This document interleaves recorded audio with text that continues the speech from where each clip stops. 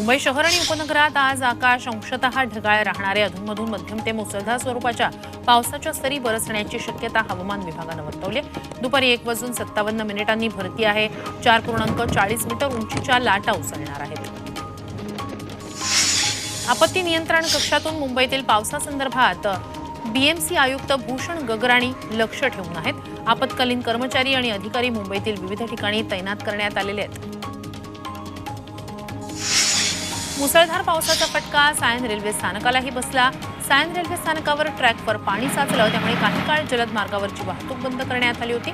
मात्र आता इथली वाहतूक धीम्या गतीनं सुरू आहे।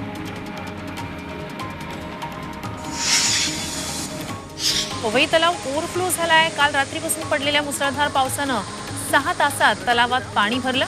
पाणी साठ्यात वाढ झाली, त्यामुळे पवई तलाव ओव्हरफ्लो झालाय। पुढील 3 तासांसाठी सिंधुदुर्ग जिल्ह्याला पावसाचा ऑरेंज अलर्ट देण्यात आलाय। यासोबतच तुरळक ठिकाणी अतिवृष्टीचा इशाराही हवामान खात्यानं दिलाय। पुरेसा पाऊस झाल्यानं पुण्याच्या भोर तालुक्यातील हिरडस मावळ खोऱ्यात भात लावणीच्या कामांना वेग आलाय। शेतात चिखल करत शेतकऱ्यांची भात लावणीची लगबग सुरू आहे। पारंपरिक भलरीची गाणी गात सध्या भात लावणीची कामं सुरू आहेत। सोयाबीन उत्पादक अशी ओळख असलेल्या वाशिम जिल्ह्यात सोयाबीन पिकांवर अळीचा प्रादुर्भाव वाढलाय। सोयाबीन पिकं बहरण्याच्या अवस्थेत असतानाच हिरव्या अळीचा मोठा प्रादुर्भाव झालाय। अळी नियंत्रणासाठी ट्रॅक्टरच्या सहाय्यानं कीटकनाशक फवारणी सुरू आहे। परभणी जिल्ह्यात पीक बहरू लागलेलं आहे। औंढा नागनाथ तालुक्यात मृगाच्या पावसात पेरणी झाली, मात्र मध्यंतरीच्या उघडीपीमुळे पिकांची वाढ खुंटली। आता मात्र पिकांना पावसाची गरज आहे। कोळपणीच्या कामानं वेग आलेला आहे। पुणे शहरात 5 गर्भवती महिलांना झिकाचा संसर्ग झालेला आहे, त्यामुळे पुण्यात झिकाच्या रुग्णांची संख्या 11वर गेली आहे। मुंढवा, पाषाण आणि आंबेगाव बुद्रुक या परिसरात राहणाऱ्या गर्भवती महिलांना झिकाची लागण झाली आहे। पुणे महानगरपालिकेच्या आरोग्य विभागाकडून शहरात विविध ठिकाणी सर्वेक्षण सुरू आहे। वाशिमच्या कारंजा तालुक्यात 16 जणांना डायरियाची लागण झालेली आहे। गावातील अस्वच्छतेमुळे नागरिकांचं आरोग्य धोक्यात आलंय। गेल्या काही दिवसापासून कामरगावच्या मुख्य रस्त्याच्या बाजूला नालेसफाई न केल्यानं दूषित पाण्याचं डबकं साचलेलं आहे, त्यामुळे नालेसफाई करण्याची मागणी करण्यात आली आहे।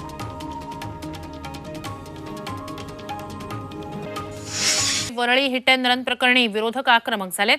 सरकारची तगडी यंत्रणा असूनही आरोपी अद्यापही फरार आहे। या घटनेबाबत सरकारला गांभीर्य नाहीये, असा आरोप अंबादास दानवे यांनी केलाय। तर आपल्या नेत्याला वाचवत असाल तर कायद्याशी अपराध आहे, असंही त्यांनी म्हटलंय। दुसरीकडे विरोधी पक्षनेते विजय वडेट्टीवार यांनीही या घटनेवरून सरकारवर निशाणा साधलाय। या घटनेवर सरकारला उत्तर द्यावं लागेल। राज्यात कायद्याचा धाक राहिला नाहीये, असं वडेट्टीवार यांनी म्हटलंय।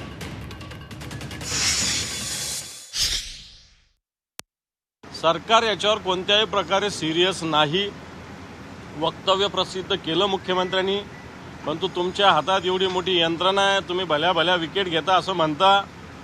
तर मला असं वाटतं अशा पद्धतीनं आपल्या नेत्याच्या मुलाला किंवा आपल्या नेत्याला वाचवत असाल तर तो मला असं वाटतं कायद्याशी अपराध होईल, म्हणून त्याच्यावर लवकरात लवकर कारवाई झाली पाहिजे।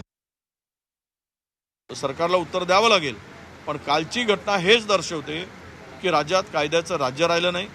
कायदा सुव्यवस्थेचे धिंडवडे निघालेत, पोलिसांचा धाक राहिला नाही, आणि त्यामुळं सगळ्यांना मोकाट महाराष्ट्र करून ठेवण्याचं काम आणि पाप महायुती सरकारने केलेलं आहे।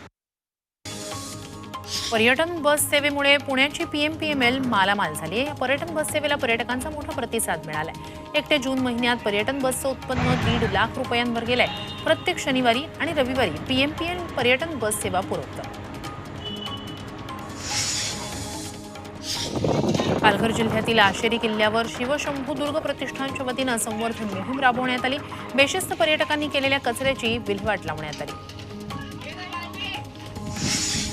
घराची भिंत अंगावर कोसळून एका तरुणाचा मृत्यू झालाय। भंडाऱ्याच्या लाखांदूर तालुक्यातील करांडला ही घटना घडलेली आहे। जुन्या घराशेजारी काम करत असताना अचानक भिंत कोसळली आणि त्याखाली दबून तरुणाचा मृत्यू झाला।